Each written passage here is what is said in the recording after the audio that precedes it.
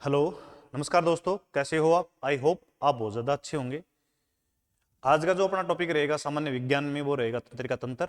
चलो टॉपिक को स्टार्ट करते हैं।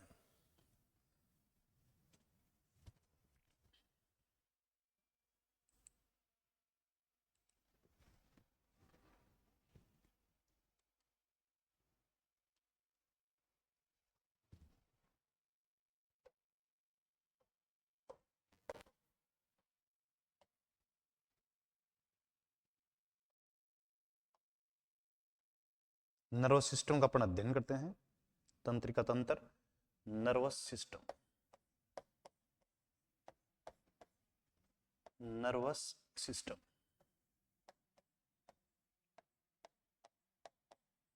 Nervous system. आप मेरी बात सुनिए। संपूर्ण तंत्रिका तंत्र, संपूर्ण तंत्रिका तंत्र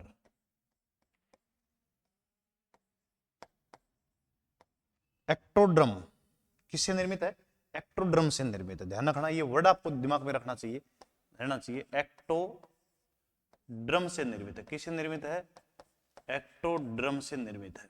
बहुत बार परीक्षा में आया कि तंत्रिका तंत्र किससे निर्मित है, तो एक्टोड्रम से निर्मित है। किससे निर्मित है? एक्टोड्रम से निर्मित है जी। ओके, ये आपके दिमाग में रह जाएगा, मैं ऐसी आशा करता हूं। निर्मित है जी। ओके, अब नर्वस सिस्टम के कितने पार्ट हैं? तो विद्यार्थियों, नर्वस सिस्टम के दो पार्ट हैं। Two part of nervous system. Part of, मैं नर्वस सिस्टम को एस से लिखूंगा ताकि आप समझ पाओ। Two part of nervous system. कौन कौन से दो पार्ट हैं? देखिए विद्यार्थियों,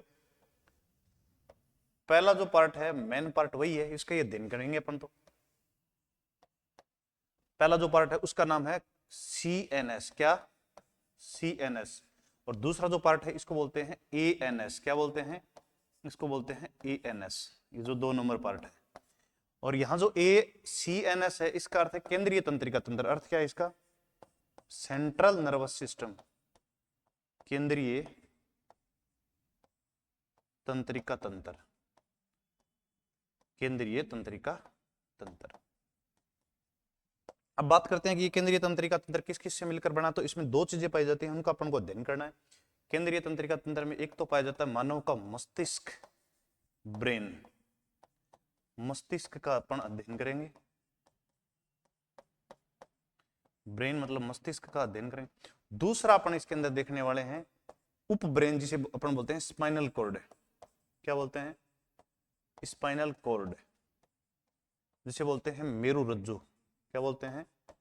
मेरु रज्जु का अपन क्या करने वाले हैं? अध्ययन करने वाले हैं। ये दो पार्ट हो गए जी, बिल्कुल। इसके अंदर क्या क्या आता है? इसके अंदर आते हैं दो चीजें। ANS के अंदर ये अपना टॉपिक है ही नहीं भाई, सॉरी, यहाँ ANS नहीं आएगा भाई, थोड़ा सा गलती से लिख दिया। यहाँ आएगा आपका PNS। क्या आएगा? PNS। क्या आएगा भाई? PNS। और इस PNS का मतलब है बेटा परिधीय तंत्रिका तंत्र। क्या बोलते हैं इसको? परिधीय तंत्रिका तंत्र। परिधीय तंत्रिका तंत्र, ये अपने को नहीं पढ़ना भाई, ये अपने टॉपिक का हिस्सा नहीं है, मतलब अपने सिलेबस में नहीं है। और इसके अंदर दो चीजें पढ़ते हैं भाई अपन। एक तो बेटा इसके अंदर पढ़ते हैं अपन ANS, और दूसरा पढ़ते हैं इसके अंदर अपन स्वायत्त तंत्रिका तंत्र, और एक अपन पढ़ते हैं कायिक तंत्रिका तंत्र। एक इसके अंदर स्वायत्त तंत्रिका तंत्र पढ़ते हैं, स्वायत्त तंत्रिका तंत्र, और दूसरा इसके अंदर पढ़ते हैं अपन कायिक तंत्रिका तंत्र। क्या पढ़ते हैं? कायिक तंत्रिका तंत्र। क्या पढ़ते हैं अपन इसके अंदर? दूसरा इसके अंदर अपन पढ़ते हैं बेटा कायिक तंत्रिका तंत्र। ये नहीं पढ़ने भाई अपने को, कायिक तंत्रिका तंत्र ये अपने को पढ़ना ही नहीं है। अपना जो टॉपिक का हिस्सा रहने वाला वो क्या रहने वाला है? आपका ब्रेन, वो आपकी स्पाइनल कॉर्ड। एक बार मैं स्लाइड को नीचे कर दूं, आप इसको आराम से लिख पाओ जी। आगे चलते हैं। देखिए, सबसे पहले अपन बात करें मानव के मस्तिष्क की। किसकी? मानव के मस्तिष्क की। मानव का ब्रेन या मानव का मस्तिष्क, मस्तिष्क,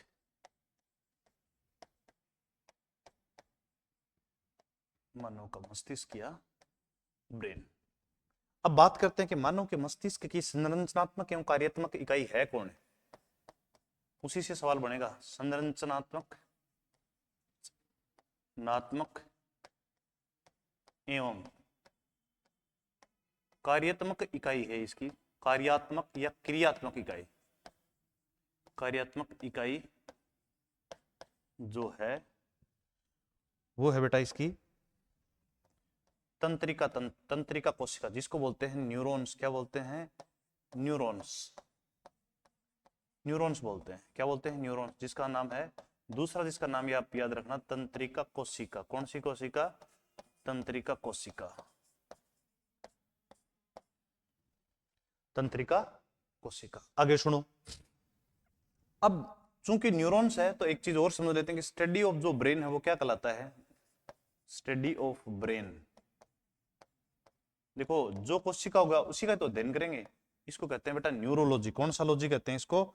न्यूरोलॉजी कहते हैं। कौन सा लॉजी कहते हैं? तो ध्यान रखना, ब्रेन का जो अध्ययन है वो है बेटा आपका न्यूरोलॉजी से। न्यूरो से संबंधित है ये, न्यूरोलॉजी से संबंधित है। थोड़ा दिमाग में रखना भाई, ब्रेन का अध्ययन क्या कहलाता है? न्यूरोलॉजी कहलाता है। लगे हाथ एक छोटी सी बात और कर लेते हैं न्यूरॉन्स के बारे में ही, इसी के बारे में अपन अध्ययन कर रहे हैं हाल फिलहाल। तो सुनो, बात यह है कि मानव के ब्रेन में जो न्यूरॉन्स पाई जाती है, सबसे लंबी कोशिका है। सबसे लंबी कोशिका है ये, सबसे लंबी कोशिका है। सबसे लंबी कोशिका है। सबसे लंबी कोशिका है। सबसे लंबी कोशिका कौन सी होती है? तो ध्यान रखना, न्यूरॉन्स होती है, जिसको बोलते हैं अपने तंत्रिका कोशिका। कौन सी कोशिका बोलते हैं? तंत्रिका कोशिका या न्यूरॉन्स बोलते हैं जी। अब बात करते हैं कि संख्या कितनी होती है इनकी। तो सुनो, इनकी संख्या होती है 100 बिलियन। कितनी होती है? 100 बिलियन। और इसके बारे में आपको एक खास बात बताऊं, इसके अंदर रीजनरेशन की पावर नहीं है भाई। एक बार ये ब्रेक डाउन होगी तो दोबारा इसका निर्माण नहीं होगा। तो ध्यान रखना, ऐसी कौन सी कोशिका है जिसमें रीजनरेशन की पावर नहीं है? तो लिखना यही है, न्यूरॉन्स। तो लिखना तंत्रिका कोशिका में, न्यूरॉन्स में, तंत्रिका कोशिका में रीजनरेशन, पुनर्निर्माण की क्षमता नहीं पाई जाती है। में पुनः निर्माण की क्षमता नहीं पाई जाती है, की जो क्षमता है वो नहीं पाई जाती। और न इसमें कोशिका विभाजन होता है, नहीं पाई जाती। और ये थोड़ा दिमाग में रखना भाई, ये डाटा है, नहीं पाई जाती है। एक तो ये आप दिमाग में रख लें। और इसमें न्यूरॉन्स में क्या नहीं होता? कोशिका विभाजन भी नहीं होता है। तो लिखना भाई, ये एक बात और छोटी सी कर लेते हैं, इसमें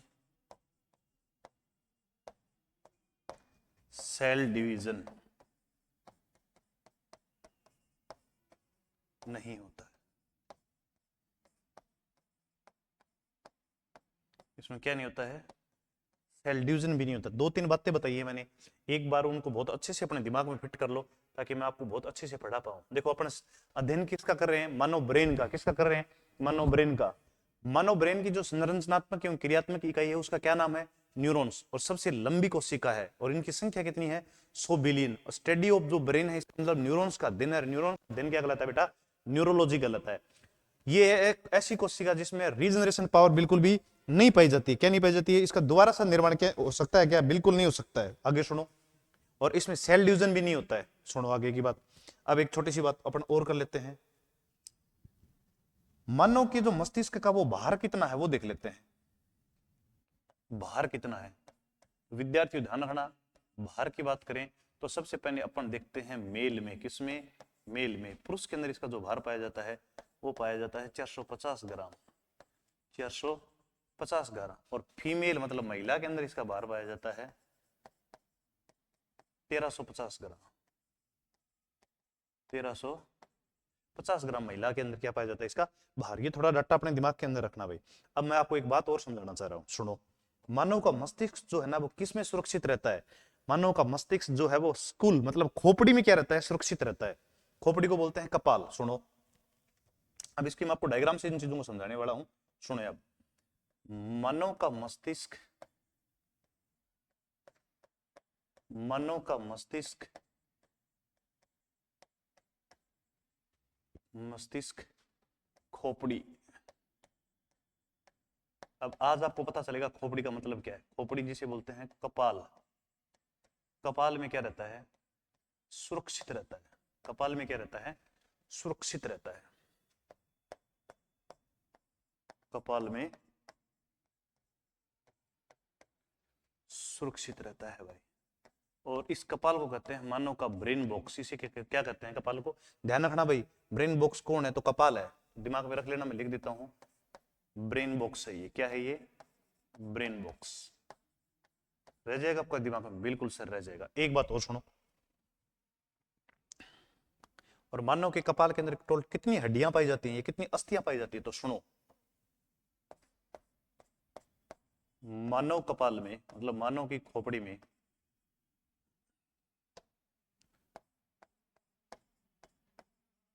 कपाल में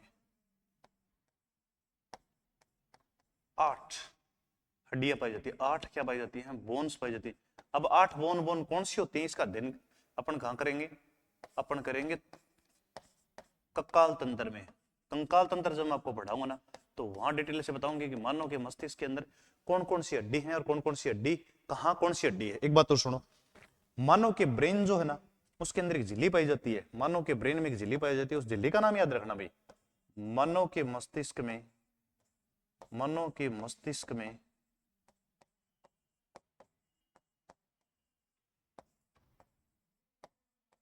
मेनिजेज, ये थोड़ा दिमाग में रख लेना। मेनिजियस बोलते हैं इसको, मेनिंजियस। मेनिंजियस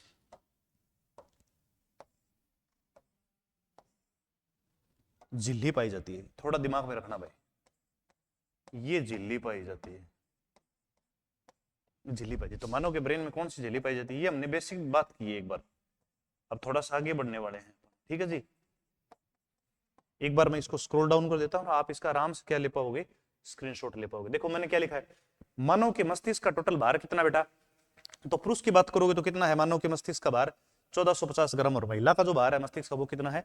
1350 ग्राम है। मस्तिष्क के अंदर, मस्तिष्क किस में सेव रहता है? खोपड़ी या कपाल में सेव रहता है। और कपाल के अंदर टोटल हड्डियां कितनी है? 8। और इस मस्तिष्क के अंदर कौन सी झिल्ली पाई जाती है? मेनिंजिस झिल्ली पाई जाती है। और ये जो खोपड़ी है, इसको क्या कहते हैं? मानव के ब्रेन का क्या कहते हैं? बॉक्स कहते हैं। क्या कहते हैं? बॉक्स कहते हैं। अब आगे देखते हैं। अब आपको एक चीज बता रहा हूं मैं, ध्यान से सुनना मेरी बात।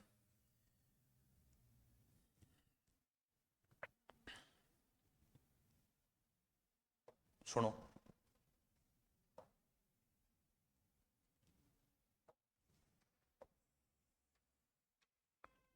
बहुत ध्यान से समझना मेरी बात को। एक बार मैं कुछ बना रहा हूं ताकि आप उस चीज को बहुत प्रॉपर वे में समझ पाओ।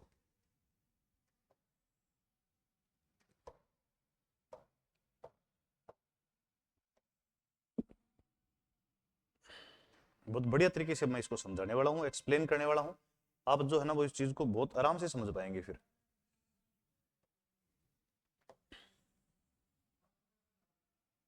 अब ध्यान से सुनो, मैं एक चीज और बना रहा हूँ छोटी सी। बस 1 मिनट और लगेगी मुझे इसको समझाने में आपको। सुनो,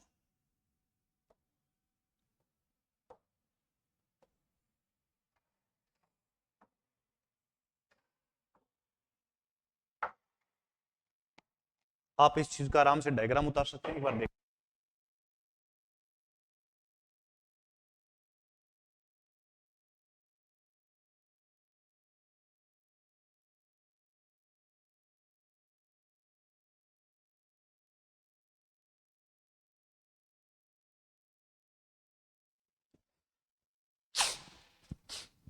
थोड़ी सी तकनीकी समस्या आ गई थी भी, माफ करना बीच में। ओके जी, देखिए अब आपको मैं एक बात बता रहा हूँ, वो बात सुनो।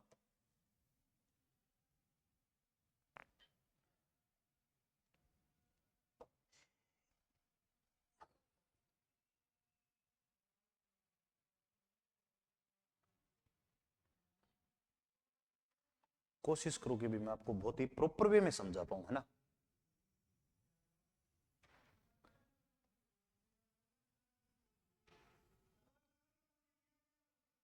ध्यान से मेरी बात को समझना आप एक बार, है ना। मैं एक बार इसको बना लेता हूँ भाई ढंग से।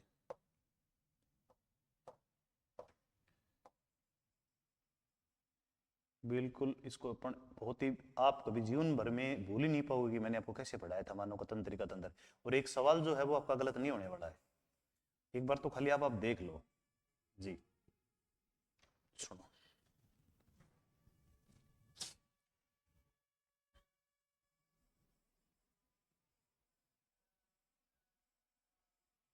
मैं क्या बना रहा हूं क्या नहीं बना रहा हूं, सुनो। मैं लिख रहा हूं कपाल मेनिंजियस, क्रेनियल मेनिंजियस, मैं हेडिंग डाल रहा हूं और सुनना, कपाल मेनिंजियस। अब ये है क्या?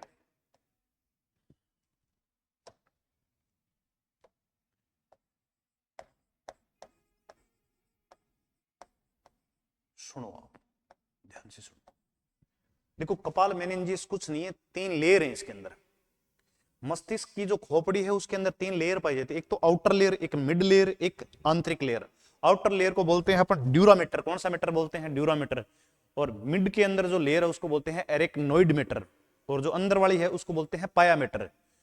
और ये जो एरेक्नोइड है और जो पायामीटर है, इसके बीच में बेटा एक, बीच के अंदर एक लिक्विड पाया जाता है जिसको बोलते हैं सीएसएफ। क्या बोलते हैं? सीएसएफ, जिसका मतलब है, जिसका अर्थ होता है सेरिब्रोस्पाइनल फ्लूइड। क्या होता है? Cerebrospinal fluid.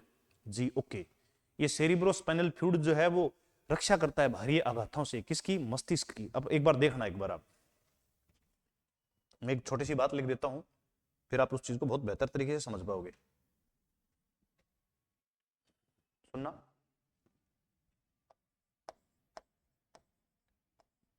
3 सतर से बनी हुई लेयर,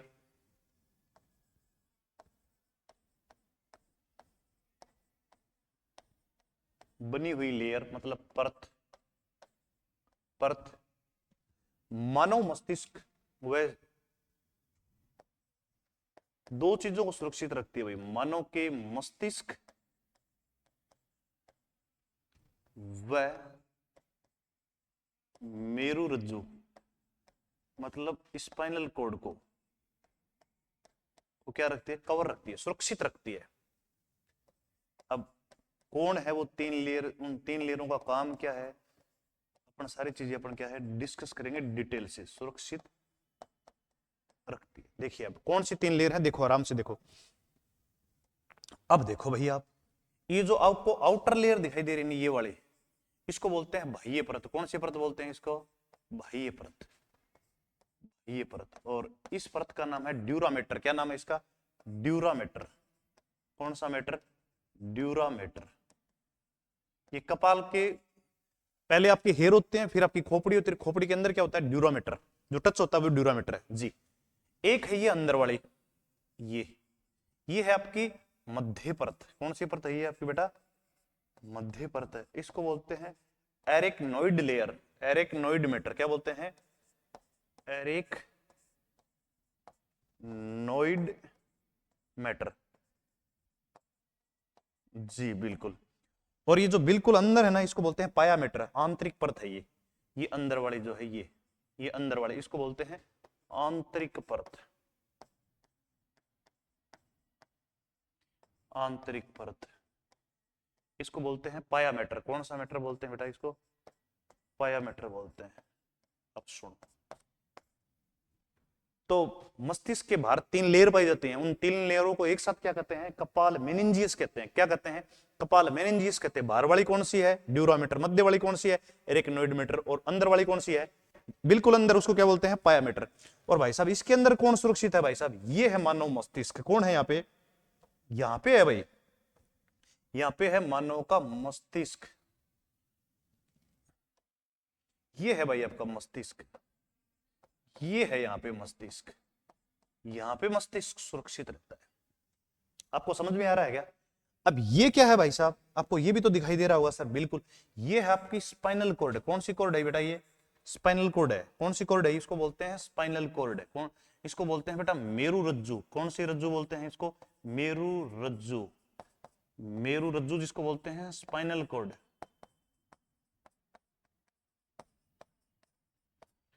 इस मेरुरज्जु और इस ब्रेन के चारों ओर कितनी लेयर पाई जाती हैं? 3 लेयर पाई जाती है। उन तीनों लेयर को अपन क्या कहते हैं? कपाल मेनिंजियस कहते हैं। आ गया समझ में सर? बिल्कुल आ गया। अब आप एक बात और सुन लो,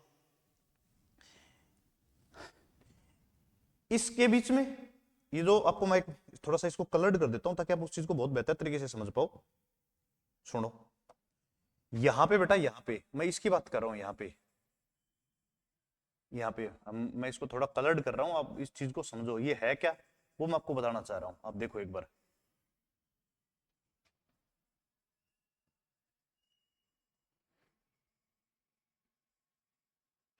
ये एक फ्लूइड है भाई साहब, जो कहां पाया जाता है, इन दोनों लेयर्स के बीच में पाया जाता है ना। आप समझ गए होंगे ना? बिल्कुल सर, हम समझ गए। देखो ये जो मैंने बताया ना, देखो ये परत कौन सी है, मध्य परत, और ये परत, ये वाली परत कौन सी है, ये वाली, देखो एक बार, ये वाली है पायामेटर। इन दोनों के बीच में एक लिक्विड पाया जाता है। क्या पाया जाता है यहाँ पे? ये जो है ये एक तरल पदार्थ है, एक लिक्विड पाया जाता है, फ्लूइड पाया जाता है। उस फ्लूइड का नाम क्या है, मैं शॉर्ट में लिख देता हूँ एक बार तो। इसको बोलते हैं बेटा CSF फ्लूइड। कौन सा फ्लूइड बोलते हैं इसको? CSF। सर CSF का क्या मतलब है? चलो वो लिख देते हैं। इसको बोलते हैं बेटा सेरिब्रो, क्या बोलते हैं इसको? सेरिब्रो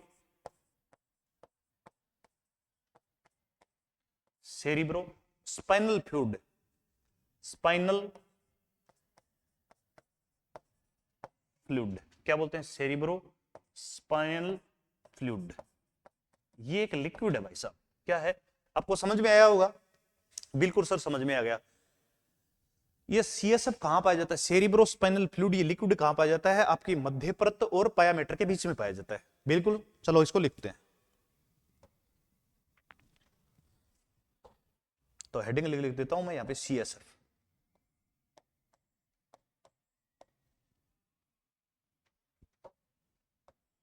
इसको बोलते हैं बेटा cerebro spinal fluid. Fluid fluid ये कहां पाया जाता है? सुनो, और क्या काम करता है वो सुनो।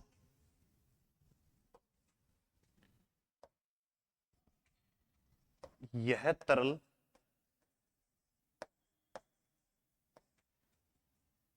एरिकनोइड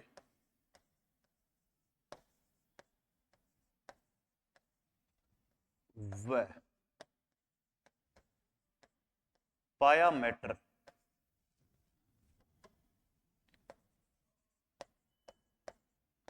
के मध्य पाया जाता है, के मध्य पाया जाता है।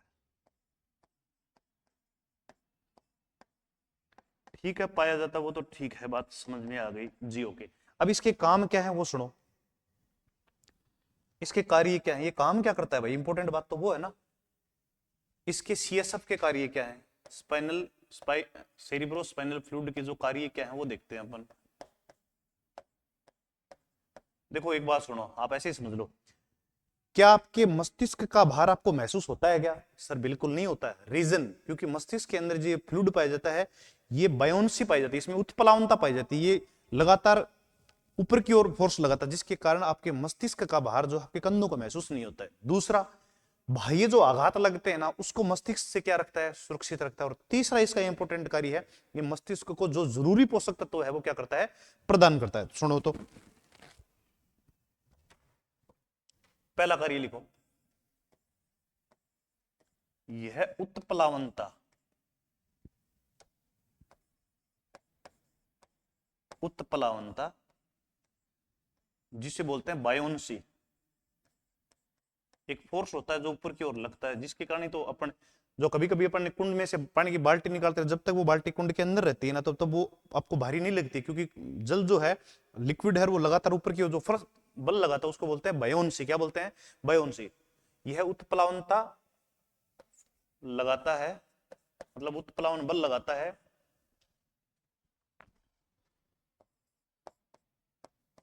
जिसके कारण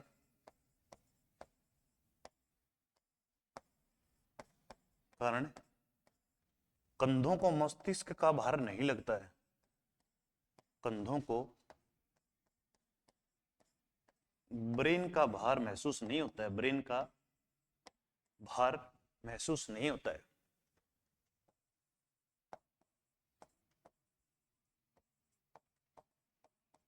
भार महसूस नहीं होता है।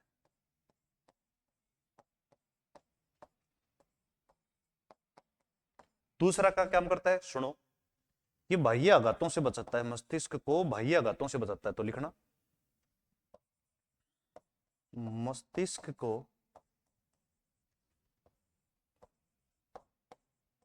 बाह्य आघातों से बचाता है।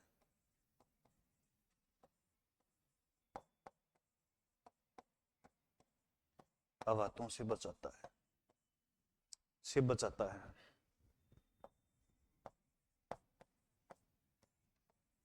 तीसरा सुन लो, यहीं लिख देते हैं, पोषक तत्व प्रदान करता है।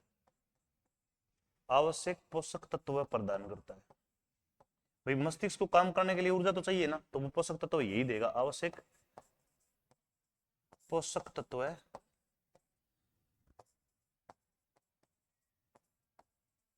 प्रदान करता है।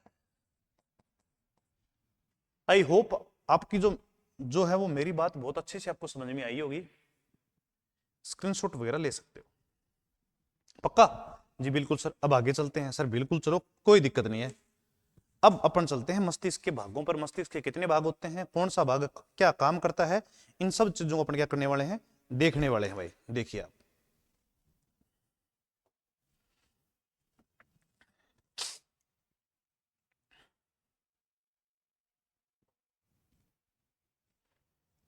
सुनो, ध्यान से सुनना भाई। मैं लिख रहा हूं यहां पे ब्रेन, मस्तिष्क। मेरे प्रिय विद्यार्थियों ध्यान से सुनना, अपन ब्रेन को कर रहे हैं पार्टिसिपेट। ब्रेन मतलब मस्तिष्क। एक फ्लो चार्ट बना रहे हैं, उससे अपन इस चीज को बहुत बेहतर तरीके से समझ पाएंगे। मस्तिष्क के कितने भाग हैं, ध्यान रखना लाला, 3 है। कितने हैं, 3। अब ये 3 है कौन कौन से, तो सुनो।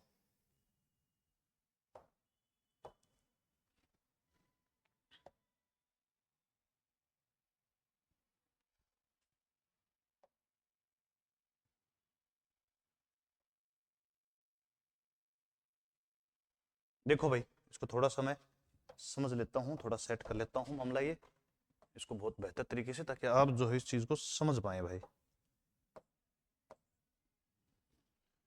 तो नहीं हो रहा है, कोई बात नहीं है, नहीं हो रहा है तो सेट कर लेंगे इसको। सुनो देखो,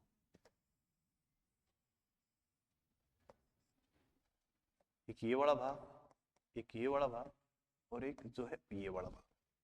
अब तीनों भाग कैसे कैसे करेंगे देखते हैं। मस्तिष्क का जो पहला भाग है उसको बोलते हैं बेटा अग्र मस्तिष्क। कौन सा मस्तिष्क बोलते हैं इसको अपने, अग्र मस्तिष्क बोलते हैं, अग्र मस्तिष्क।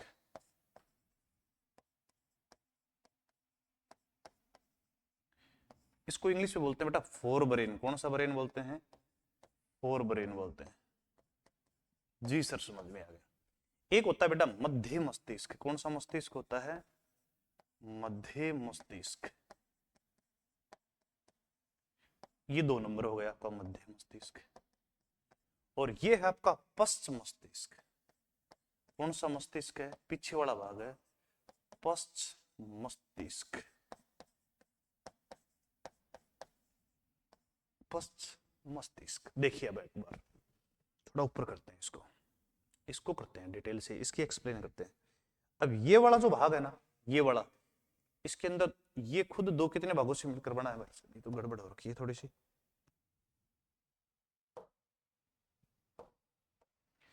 इसके अंदर कितने भाग पाए जाते हैं, ये 2 भागों से मिलकर बना है। इसका जो पहला भाग है इसको बोलते हैं बेटा सेरिब्रम हेमिस्फीयर। कौन सा स्पेयर, सेरिब्रम हेमिस्फीयर।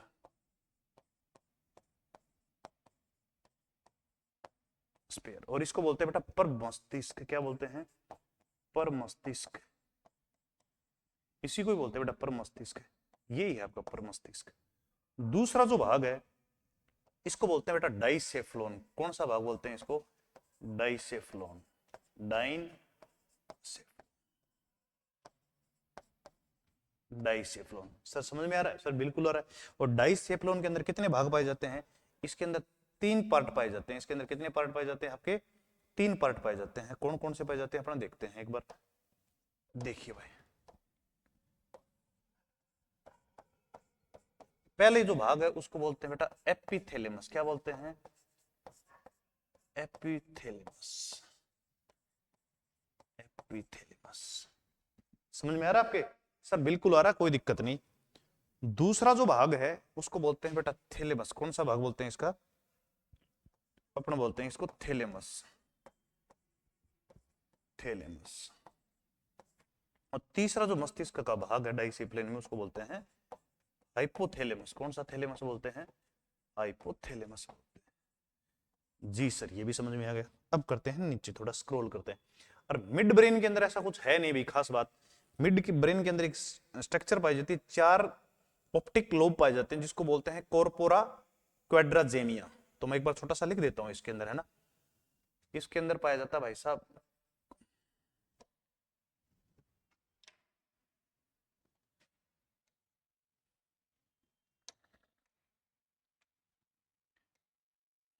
ये क्या हो गया भाई, तो गड़बड़ हो गई। इसको बोलते हैं कोरपरा कोरपेरा क्वाड्राजेमिया। क्वाड्राजेमिया यहां जाएगा भाई। थोड़ा सा इसको देख लेना एक बार, ये क्या है ये थोड़ा सा अपन आगे देखेंगे इसके बारे में, है ना। जी बिल्कुल सर। अब बात करते हैं पश्च मस्तिष्क की। और पश्च मस्तिष्क में क्या क्या होता है, क्या क्या नहीं होता है, वो अपन चीजें देखते हैं। देखिए पश्च मस्तिष्क के भी कितने भाग होते हैं? 3 भाग होते हैं। पश्च मस्तिष्क का जो पहला भाग है उसको बोलते हैं सेरिवेलम। कौन सा वेलम बोलते हैं बेटा? सेरिवेलम। कौन सा वेलम बोलते हैं? सेरिवेलम। और बेटा इसी का ही नाम है अनुमस्तिष्क। कौन सा मस्तिष्क है? अनुमस्तिष्क। मस्तिष्क। कौन सा मस्तिष्क है ये? अनुमस्तिष्क।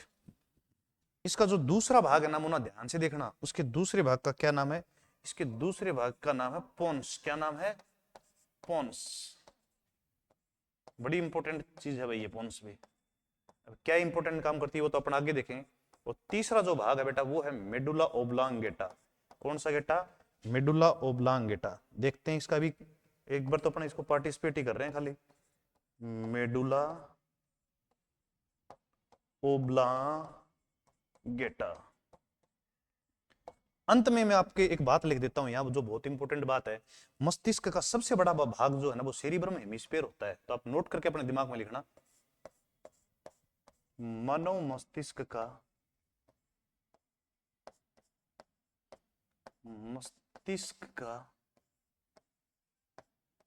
सबसे बड़ा भाग, सबसे बड़ा भाग कौन सा है? सेरिब्रम हेमिस्फीयर है। ध्यान रखना भाई, परीक्षा में बहुत बार प्रश्न आता है ये। Cerebrum hemisphere. सेरिब्रम हेमिस्फीयर है जिसको क्या बोलते हैं बेटा? पर मस्तिष्क बोलते हैं। पर मस्तिष्क बोलते हैं। पर मस्तिष्क बोलते हैं। एक बार जितना मैंने पढ़ाया उसको एक बार मैं जूम आउट कर देता हूं भाई एक बार, ताकि आप लोगों को बिल्कुल भी बेटा क्या नहीं रहे, लालो कंफ्यूजन नहीं रहे भाई। देख लो भाई एक बार, मैंने जितना पढ़ाया उसको एक बार देख लो। मानव मस्तिष्क के कितने भाग हैं? मानव मस्तिष्क के बेटा 3 भाग हैं। अग्र मस्तिष्क, मध्य मस्तिष्क और पश्च मस्तिष्क। अग्र मस्तिष्क के कितने भाग हैं? 2 भाग है, सेरिब्रम हेमिस्फीयर और डाइसेप्लोन। डाइसप्लेन के कितने भाग हैं? 3, एपिथैलेमस, थैलेमस और हाइपोथैलेमस। ये जो सेरिब्रम हेमिस्फीयर है ये मानव मस्तिष्क का सबसे बड़ा भाग है, ध्यान रखना इस बात का।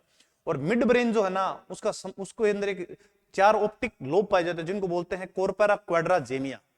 बताएंगे कैसे क्या होता है जी। ओके।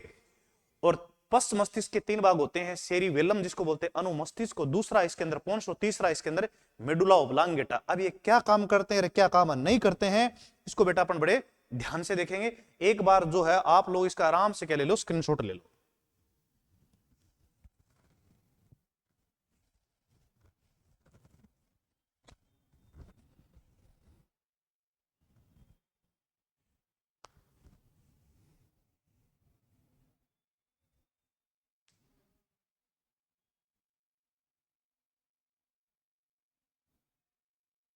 ले लिया स्क्रीनशॉट जी। ओके आगे चलते हैं। अब सबसे पहले शुरुआत करते हैं अग्र ब्रेन की। किसकी? फोर ब्रेन की। ये लिखा हमने अग्र मस्तिष्क। ध्यान से बात सुनते जाना भाई। अग्र मस्तिष्क पूरा डिटेल से पढ़ाने वाला। देखो अग्र मस्तिष्क में सबसे पहले अध्ययन किसका करेंगे? अपन अध्ययन करेंगे बेटा पर मस्तिष्क का। किसका अध्ययन करेंगे? पर मस्तिष्क का। देखो बाकी जीवों में अपने में क्या अंतर है बताऊं?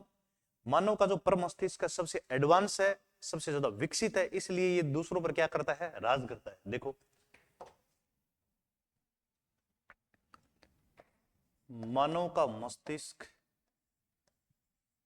मानव मस्तिष्क का, मानव मस्तिष्क का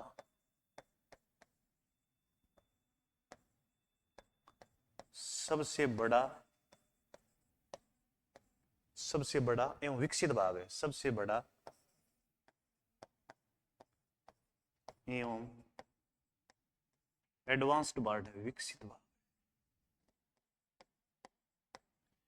विकसित भाग सबसे बड़ा भी है और कैसा है? विकसित भी है। एक बात और सुन लो, ये जो पर मस्तिष्क है आपको बताऊंगा मैं, ये जो आपको दिखाई दे रहा है इसका इस वाला पार्ट और इस वाला पार्ट, आधा तो ये और आधा ये, दो अर्ध गोलार्धों से मिलकर बना है। आधा अर्ध, अर्ध को बोलेंगे अपन हेमी, क्या बोलेंगे? हेमी। और इन दोनों को जोड़ने वाली एक न्यूरॉन्स है, उस न्यूरॉन्स का नाम है कार्पस कैलोसम। कौन सी न्यूरॉन्स है? कार्पस कैलोसम, जो केवल स्तनधारियों में पाई जाती है। सुनो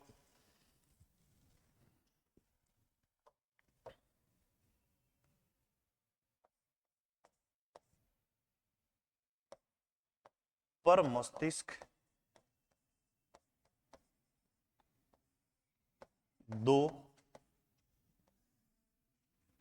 अर्ध गोलार्धों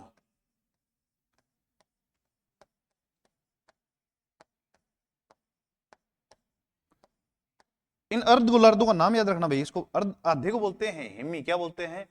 हेमी। और आपको पता है पर मस्तिष्क को क्या बोलते हैं? अभी आपको पता ही है, हेमी सेरिब्रम, सेरिब्रम स्पेयर से मिलकर बना होता है।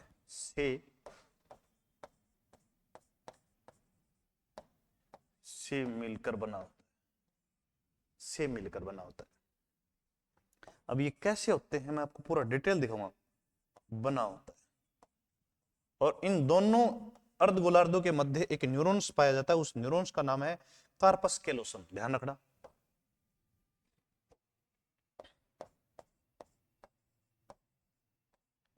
इन दोनों अर्ध गोलार्धों को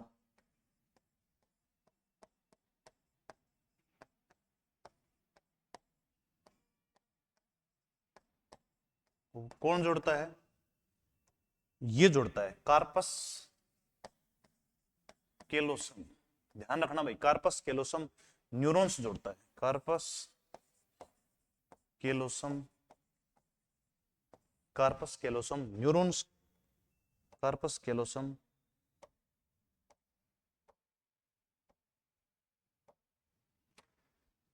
कार्पस कैलोसम न्यूरॉन्स का एक ग्रुप जोड़ता है। का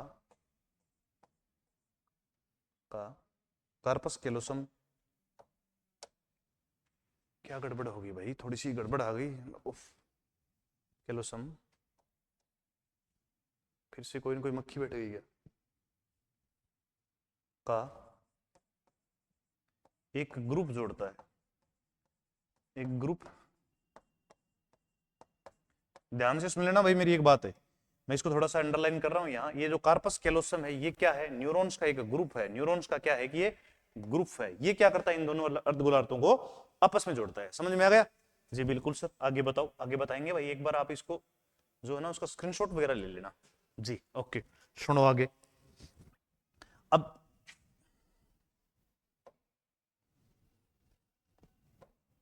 सुनो, ये जो फोरब्रेन है, सेरिब्रम है, हेमिस्फीयर है, इसके कितने भाग हैं वो देखते हैं अपन।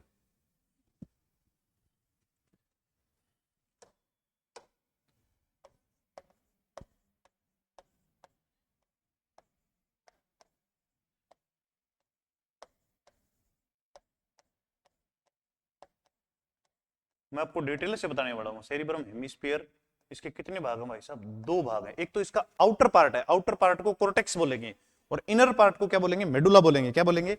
मेडुला बोलेंगे। देखो आप एक बार, एक तो हो गया इसका आउटर पार्ट, बाह्य भाग। पहला जो है वो कौन सा भाग है इसका? बाह्य भाग। और बाह्य भाग को क्या बोलेंगे बेटा? कोर्टेक्स बोलेंगे। क्या बोलेंगे? कोर्टेक्स बोलेंगे। और सुनो, आंतरिक जो भाग है उसको क्या बोलेंगे? दूसरा जो भाग है उसको बोलेंगे मेडुला। कौन सा डुला? मेडुला भाग। मेडुला भाग। सुनो आप, अब ये क्या करता है? मानव की जो ऐच्छिक क्रिया है उनका नियंत्रण करता है। जितनी भी मानव की ऐच्छिक क्रिया है कि मैं बोलूं तो बोलूं, नहीं बोलूं तो नहीं बोलूं, मैं आपकी तरफ देखूं तो देखूं, नहीं देखूं तो नहीं देखूं, और मैं आप पे गुस्सा करूं तो करूं, नहीं करूं तो नहीं करूं, ये सभी ऐच्छिक क्रियाओं को क्या करता है? नियंत्रण करता है। सुनो, ये है सभी ऐच्छिक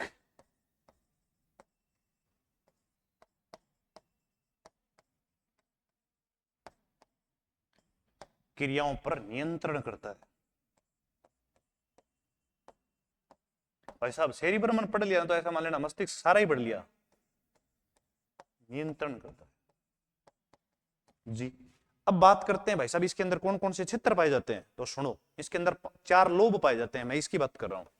इसके अंदर जो पहला लोब पाया जाता है वो सुनो, इसमें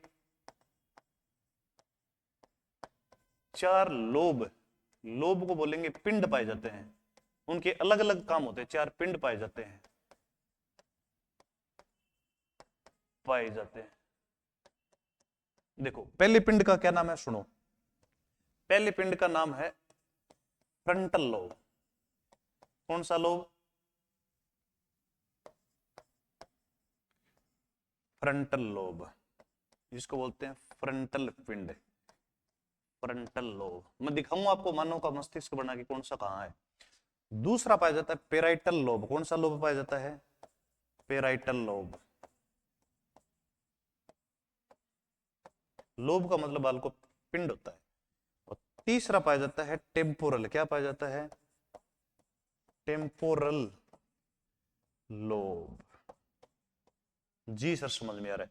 और चौथा इसके अंदर पाया जाता है उसको बोलते हैं ऑक्सीपिटल लोब। ऑक्सीपिटल लोब पाया जाता है। 4 लोब तो भाई साहब इसके अंदर पाए जाते हैं। इन चारों के काम क्या क्या है डिटेल से देखने वाले हैं अपन, बिल्कुल देखेंगे, आराम से देखेंगे, और आपको समझाऊंगा, बहुत अच्छे से समझ में आने वाला है, चिंता मत करें आप। और ये जो भाग है ना भाई साहब, ये भाग का भी मजेदार रोल है। इसको क्या बोलते हैं? सेरिब्रल मेडुला बोलते हैं। अच्छा, ये काम क्या करता है? इसके अंदर एक तंत्र पाया जाता है, उस तंत्र का नाम है लिम्बिक तंत्र। कौन सा तंत्र पाया जाता है? लिम्बिक तंत्र। लिम्बिक तंत्र। और इसके अंदर एक लोब पाया जाता है, उसको बोलते हैं हिप्पोकैम्पस लोब। बताऊंगा ये क्या है, आगे एक बार देखते जाना पूरा। हिप्पोकैम्पस लोब, जितनी भी आपकी शॉर्ट टर्म मेमोरी ना, उसको परमानेंट यही करता है। और जो भी मानव का जो व्यवहार होता है ना, इमोशनल भावनात्मक व्यवहार जो होता है, वो हाइपोथैलेमस के साथ मिलकर ये रेगुलेट करता है। आप आराम से इसका क्या ले लो, एक बार स्क्रीनशॉट ले लो, ताकि आप इस चीज को बहुत ढंग से समझ पाओगे। ओके सर, बिल्कुल। देखिए भाई आगे बढ़ा,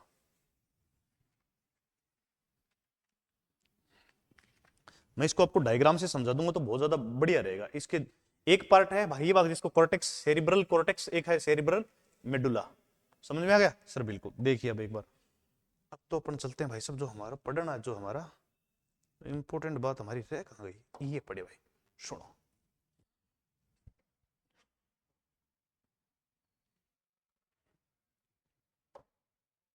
ये भाग कौन सा है भाई साहब? पहला भाग है। कौन सा भाग है ये आपका? पहला भाग है। और पहले भाग का नाम क्या है भाई साहब? Cerebral cortex. क्या नाम है, एक बार मैं थोड़ा लिख देता हूं भाई उसको ना। सेरिब्रल कॉर्टेक्स, अपन पहला भाग देख रहे हैं। सेरिब्रल, सेरिब्रल वल्कुट या कॉर्टेक्स बोलते हैं इसको। क्या बोलते हैं? कॉर्टेक्स। अपन इसकी बात करें, और इसमें कितने पिंड पाए जाते हैं भाई साहब? 4 पिंड पाए जाते हैं। कितने पिंड पाए जाते हैं? 4। अब ये आपको कौन सा लोब दिखाई दे रहा है? इसको बोलते हैं फ्रंटल लोब। ऊपर वाला कौन सा है? पेराइटल। नीचे वाला कौन सा है? टेम्पोरल। और पीछे वाला कौन सा है? Occipital lobe. कौन सा लोब है? Occipital lobe. देखिए एक बार ध्यान से देखना एक बार। इसको मैं थोड़ा राउंड अप कर दूं, जिस कलर का ये है ना उसी कलर से मैं राउंड अप कर दूं, ताकि मैं इसको बहुत बेहतर तरीके से आपको समझा पाऊं। दिखाई दे रहा होगा आपको, आई होप। बेटा इसको बोलते हैं फ्रंटल लोब। अब क्यों लिख रहा हूं सर, क्या कारण है, अब सुनना भाई ध्यान से, है ना, तभी समझ में आएगा आपके। ये जो लोब है, ये वाला लोब, ये वाला लोब, इसको बोलते हैं फ्रंटल लोब। Frontal lobe. और यहां इसके अंदर एक खास बात पाई जाती है। क्या खास बात पाई जाती है? यहां पर इसके अंदर एक एरिया पाया जाता है जिसको बोलते हैं ब्रोका एरिया। कौन सा एरिया पाया जाता है भाई साहब? इसके अंदर एक एरिया पाया जाता है जिसको बोलते हैं ब्रोका एरिया। ध्यान रखना भाई, ब्रोका एरिया का संबंध किससे है? तो फ्रंटल लोब है। ये किसका पार्ट है? सेरिब्रम हेमिस्फीयर के सेरिब्रल कॉर्टेक्स का भाग है। अब ये क्या काम करता है, सुनो क्या काम करता है वो अपन बताएंगे। ब्रोका एरिया इसके अंदर पाया जाता है, जो ये बोलने में मदद करता है। ये किस में मदद करता है? ब्रोका एरिया किस में पाया जाता है? इसमें पाया जाता है। साहब एक बात बताओ, ये काम क्या करता है फ्रंटल लोब? देखो सुनो, ये फ्रंटल लोब ये काम करता है, आपकी आईक्यू, आपके अंदर सृजनात्मकता, क्रिएटिविटी, सृजनात्मकता, समस्या का समाधान, समस्या का समाधान, अगर कोई समस्या गई उसका समाधान कौन कब कैसे करना है, ये कौन बताएगा? आपका फ्रंटल लोब बताएगा। आप कितने इंटेलिजेंट है, बुद्धिमत्ता का, विजडम, बुद्धिमत्ता का केंद्र भी है ये, विजडम का, बुद्धिमत्ता का, बुद्धिमत्ता का, बुद्धिमत्ता का, ये सारी चीजें इसमें पाई जाती हैं भाई साहब। ब्रोका एरिया जो है ना, वो बोलने में मदद करता है। जो व्यक्ति जन्म से नहीं बोल पाते उनके अंदर क्या विकसित होता है? अविकसित, ब्रोका एरिया अविकसित होता है। जी सर बिल्कुल। अब ये जो एरिया है ना भाई साहब, कौन सा एरिया सर? ये वाला, ये वाला आपको दिखाई दे रहा है सर? बिल्कुल दिखाई दे रहा है। ये इसको बोलते हैं टेम्पोरल लोब। कौन सा लोब बोलते हैं भाई? इसको बोलते हैं टेम्पोरल लोब। चलो मैं लिख देता हूं इसका नाम भी, टेम्पोरल लोब। और इसके अंदर एक एरिया पाया जाता है, जैसे इसके अंदर एरिया पाए, वर्निक का एरिया पाया जाता है। इसके अंदर कौन सा एरिया पाया जाता है बेटा? वर्निक के एरिया पाया जाता है। इसके अंदर कौन सा एरिया पाया जाता है? वर्निक का एरिया। कौन सा एरिया? वर्निक का एरिया। तो मैं लिख देता हूं वर्निक के एरिया। मैं दोबारा लिखाऊंगा तब आपको और अच्छे से समझ में जाएगा। वर्निक का एरिया पाया जाता है सर, बिल्कुल। ये क्या करता है? साउंड और स्मेल, इसका संबंध किससे? जो भी आप साउंड सुनते हो, साउंड कैसी है, किसकी है, और जो भी स्मेल आ रही है, वो कौन बताएगा? उसका विश्लेषण कहां होता है? टेम्पोरल में होता है। किसमें होता है? टेम्पोरल में होता है। अब एक ये सुनो, एक बच गया अपना ये वाला, ये वाला आपको दिखाई दे रहा होगा। इसको बोलते हैं बेटा पैराइटल लोब। कौन सा लोब बोलते हैं इसको? Parietal lobe.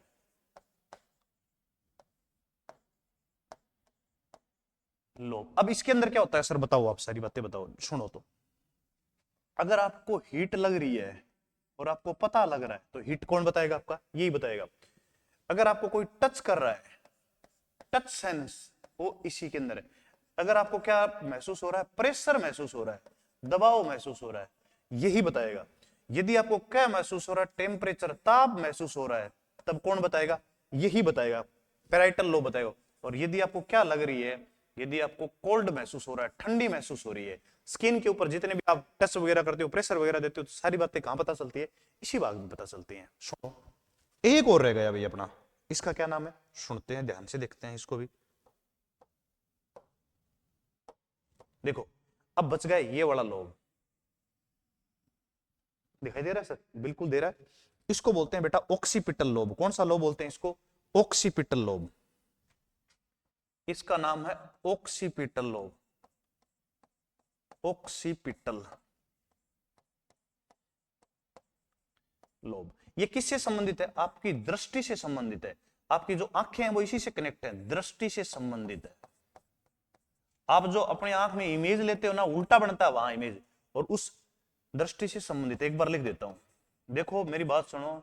आंख की रेटिनों के ऊपर, मानो कि आंख के रेटिनों के ऊपर जो इमेज बनती है बेटा, वो उल्टी बनती है, विपरीत बनती है। प्रतिबिंब कैसा बनता है? उल्टा बनता है। उस उल्टे को सही एडजस्ट कौन सा कर रहा है? ऑक्सीपिटल कर रहा है। कौन कर रहा है? ऑक्सीपिटल। आपको भाई मेरी बातें समझ में आई कि नहीं वो मुझे नहीं पता, लेकिन मैंने कोशिश इसको की अच्छे से समझाने की।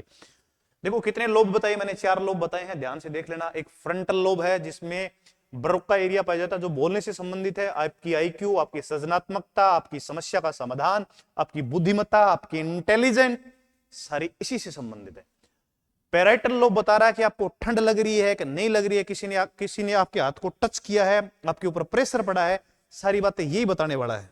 और सुनो, और ये जो ऑक्सीपिटल लोब है, मैं कैमरे को देख रहा हूं, कैमरा मुझे देख रहा है, और मेरी आंखों के अंदर ये रेटिनो के ऊपर जा रहा है और उल्टा प्रतिबिंब बन रहा है, उसको सुल्टा मतलब सही दिशा में कौन कर रहा है? आपका ऑक्सीपिटल लोब कर रहा है। अब बच गया टेम्पोरल लोब। ये जो टेम्पोरल लोब जो है ना, वो साउंड और स्मेल से संबंधित है। और मेरे बच्चों ध्यान से सुनना, इसके अंदर वर्निका एरिया पाया जाता है। बहुत बार परीक्षा में आता कि वर्निका एरिया का संबंध किससे है, तो बेटा टेम्पोरल लोब से। बोलो समझ में आया कि नहीं आया? सर बिल्कुल आया।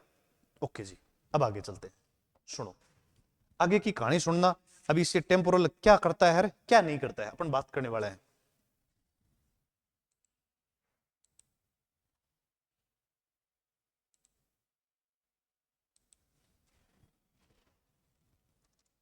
सुनो, सबसे पहले बात करते हैं फ्रंटल लोब की। किसकी लोब की बात करते हैं अपन? Frontal lobe.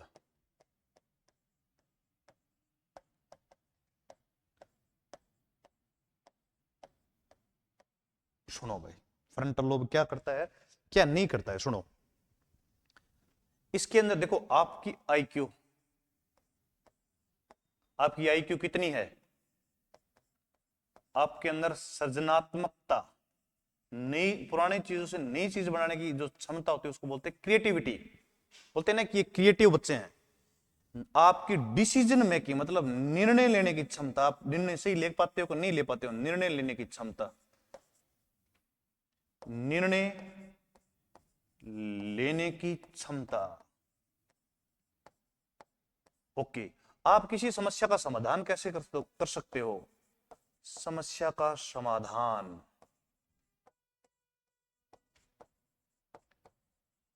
समाधान। आप बोलते कैसे हो, आपकी बोलने का तरीका कैसा है, वो सारी चीजें इसी से संबंधित है।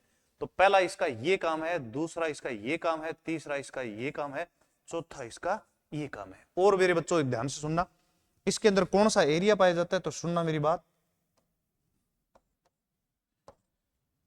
अभी मैंने आपको बताया था भाई, तो वो क्या बताया था, मैं एक बार उसको चीज को बहुत बेहतर तरीके से लिख पा रहा हूं, लिख के बताता हूं मैं आपको उसको, ठीक है।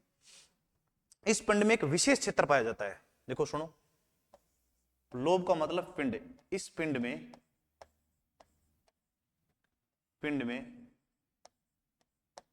एक विशेष क्षेत्र,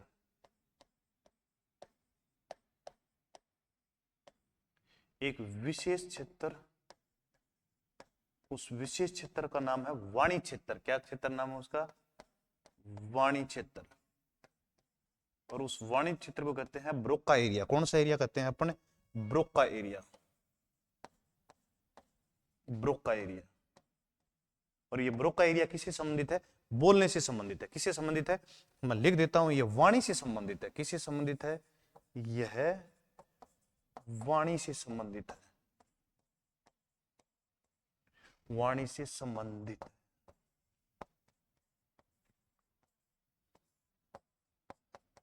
आप कैसा बोल पाते हो, एक बात ध्यान से लिखना, नोट करके मैं लिख रहा हूं यार।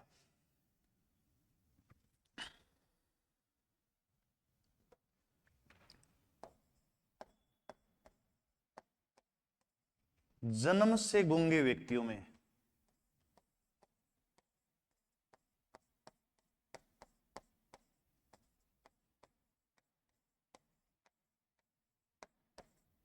जन्म से गूंगे व्यक्तियों में वाणी क्षेत्र, ब्रोका एरिया नहीं पाए जाते। वाणी क्षेत्र अविकसित होते हैं। वाणी क्षेत्र, ब्रोका क्षेत्र,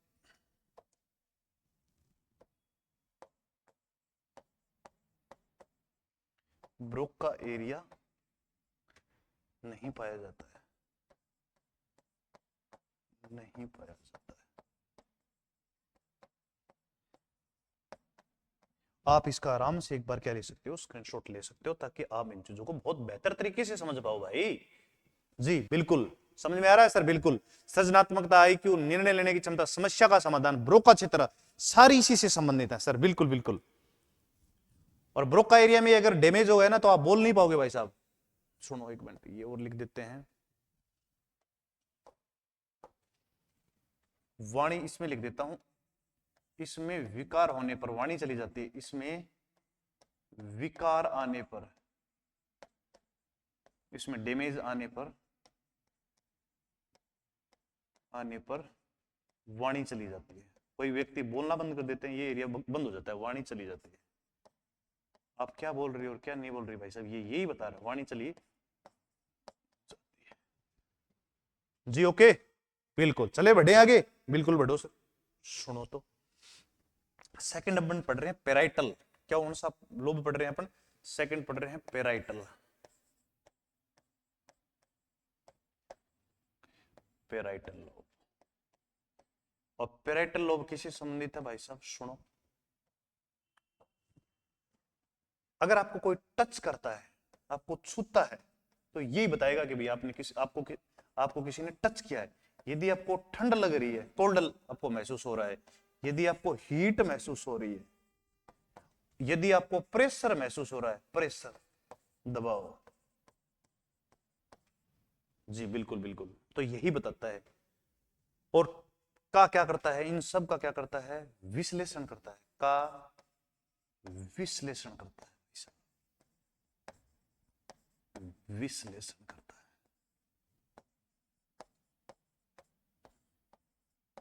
का क्या करता है? इन सब का क्या करता है? ये विश्लेषण करता है। अगला देखते हैं, टेम्पोरल लोब। 3 नंबर पर कौन सा लोब है आपका?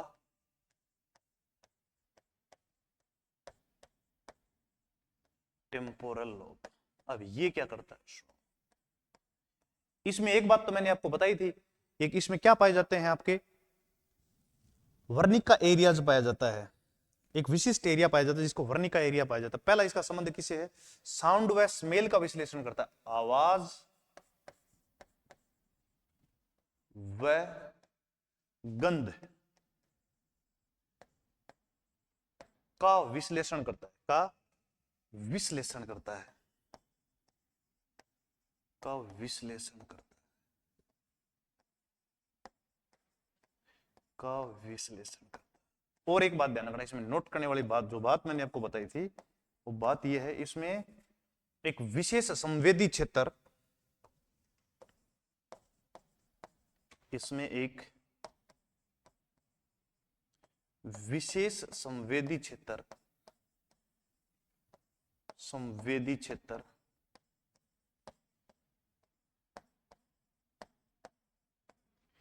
वर्निका एरिया पाया जाता है। वर्निका, ध्यान में रखना भाई इस शब्द को, वर्निका एरिया पाया जाता है।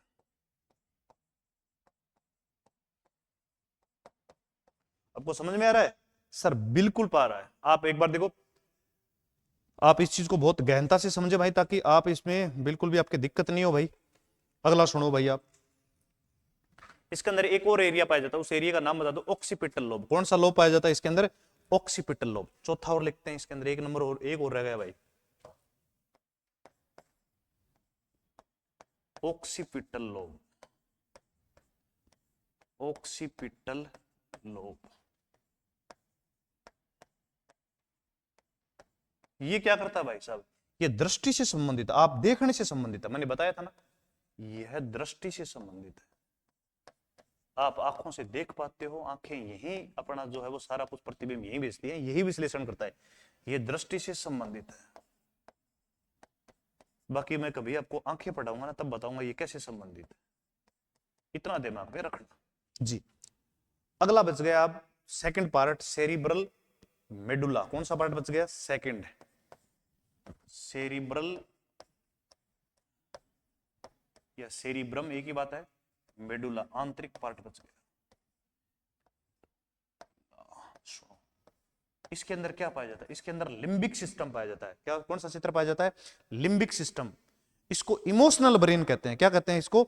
इमोशनल ब्रेन कहते हैं। यह शॉर्ट टर्म मेमोरी को लॉन्ग टर्म मेमोरी में कन्वर्ट करता है। जो चीजें आपके याद रहती हैं लंबे समय तक, वो यही बताता है। सुनो, ये हाइपोथैलेमस के साथ मिलकर मानव के भावनात्मक व्यवहार का नियंत्रण करता है। सुनो,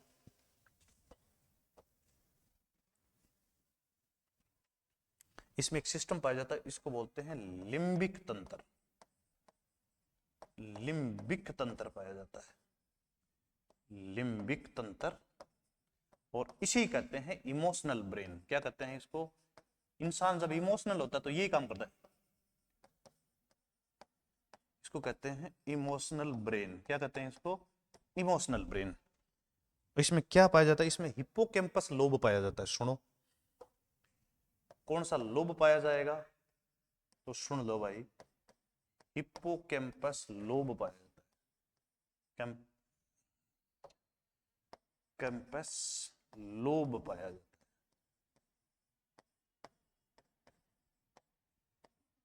लोब पाया जाता है। ये क्या करता है? इसका इंपॉर्टेंट बात ध्यान रखना, ये पॉइंट बहुत इंपॉर्टेंट है। क्या है?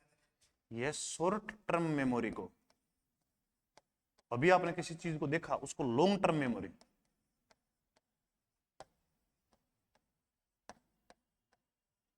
को लॉन्ग टर्म मेमोरी में, को लॉन्ग टर्म मेमोरी में कन्वर्ट करता है, लॉन्ग टर्म मेमोरी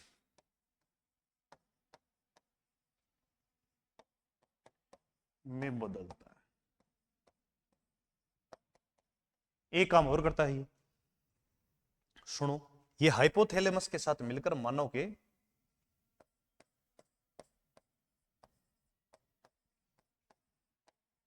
हाइपोथैलेमस के साथ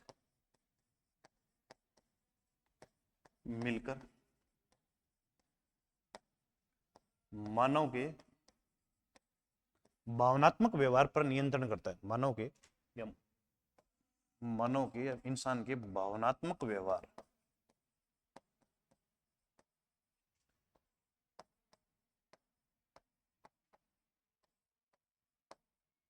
पर नियंत्रण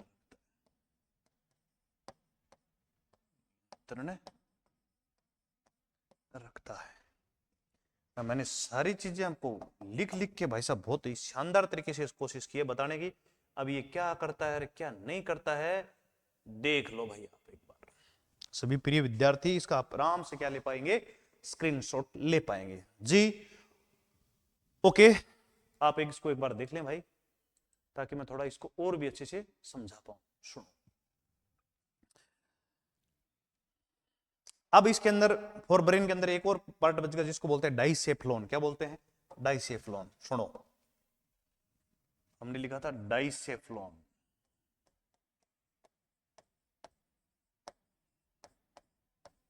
डाइसेफ्लोन। अब डाइसेफ्लोन में क्या क्या पाया जाता है उन चीजों को अपन लिख लेते हैं एक बार। पहला इसके अंदर पाया जाता है बेटा एपिथैलेमस। क्या पाया जाता है? कौन सा थैलेमस सर? पाया जाता है एपिथैलेमस सर। दूसरा क्या पाया जाता है भाई साहब? इसके अंदर पाया जाता है थैलेमस। क्या पाया जाता है? थैलेमस। और तीसरा इसके अंदर क्या पाया जाता है बेटा? इसके अंदर पाया जाता है हाइपोथैलेमस। क्या पाया जाता है? हाइपोथैलेमस। और हाइपोथैलेमस का अध्ययन अपन ने क्या कहां किया था? आप समझ गए होंगे, मैं अंतःस्रावी तंत्र के अंदर हाइपोथैलेमस का कंप्लीट मैंने अध्ययन करवाया था आपको। एक एक चीजें जो है ना वो डिस्कशन किया था, बहुत आराम से बताया था। देखो, इस एपिथैलेमस के अंदर क्या पाया जाता है? आपकी पीनियल ग्रंथि पाई जाती है। कौन सी ग्रंथि पाई जाती है बेटा? पीनियल ग्रंथि पाई जाती है। तो प्रश्न आ जाए ना परीक्षा में, पीनियल ग्रंथि का संबंध किससे है? पीनियल ग्रंथि का संबंध इससे है। एक बात और लिख दें, पीनियल ग्रंथि एक हार्मोन निकालते हैं जिसको बोलते हैं मिलेटोनिन हार्मोन। कौन सा हार्मोन? Melatonin hormone. और आप कितने बजे सोते हो और कितने बजे नहीं सोते हो उसका कंट्रोल कौन है? स्लीप अवेक साइकिल का क्या करती है? रेगुलेट करती है। तो लिख सकते हैं अपन, ये क्या करता है भाई साहब? स्लीप अवेक साइकिल को क्या करता है ये? इसको मैं लिख देता हूं, यहाँ पे तो नहीं लिख पाऊंगा, ऊपर वाला आएगा तो थोड़ा साइड कर देते हैं इसको। सुनो, स्लीप अवेक साइकिल वो क्या करती है, नियंत्रित करती है, रेगुलेट करती है, रेगुलेट करती है। और इसको मैं आपको पता ही है, इस पीनियल का को मैं बता चुका हूं, इसको बायोलॉजिकल वाच बोलते हैं भाई साहब। देखो अब सुनो, थैलेमस की बात करते हैं। किसकी बात करते हैं, थैलेमस की बात करते हैं। ये क्या करता है, क्या नहीं करता है, देखते हैं। जितनी भी मानव की संवेदी सूचनाएं है ना, उनको स्टोर करता है और उसके बाद उनको कहां भेज देता है, पर मस्तिष्क के पास भेज देता है। सुनो,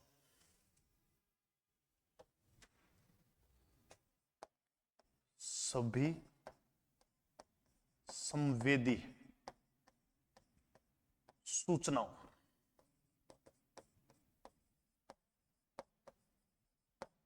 जितने भी सेंसरी सूचनाएं हैं उनको क्या करते हैं, ये स्टोर करता है। फिर उसके बाद क्या करता है, का विश्लेषण कर, का विश्लेषण कर पर मस्तिष्क के पास भेज देता है कि भाई इसके बस की बात नहीं है, ये तो विश्लेषण करता है कि भाई मेरे तो काम की है नहीं, तो पर मस्तिष्क के पास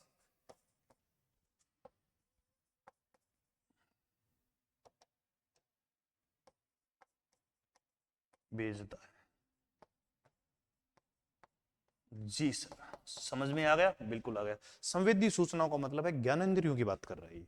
ओके सर, आगे देखो भाई एक बात और, अब बच गया हाइपोथैलेमस।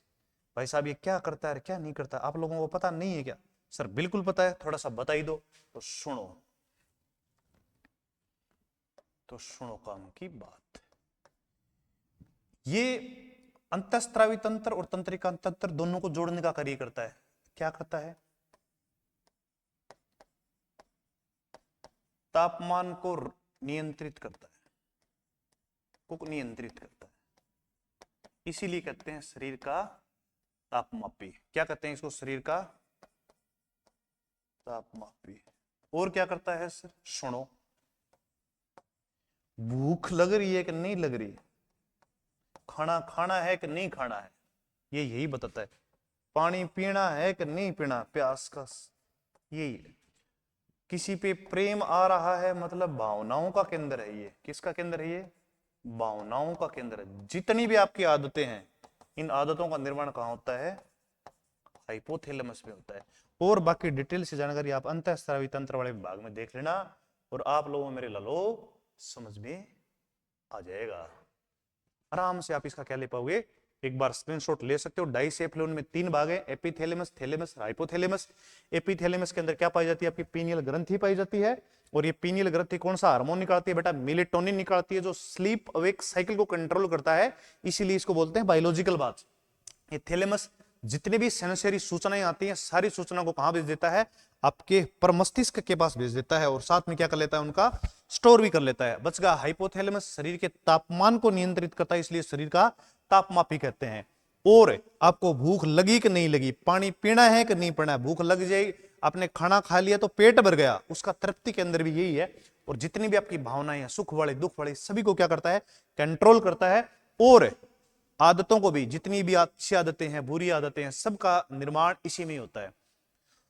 तो विद्यार्थियों, ये क्लास आपको कैसी लगी? मैं आशा करता हूं कि ये क्लास आपको बहुत बेहतरीन लगी होगी। मैंने बहुत ही मेहनत से, मन से इसको पढ़ाया है। आप इस वीडियो को ध्यान से देखना, आपके तंत्रिका तंत्र में सवाल गलत नहीं होंगे, इस बात की मैं गारंटी लेता हूं जी। ओके, इसी के साथ सभी विद्यार्थियों से मैं यहां विदा लेता हूं। जय हिंद, जय भारत।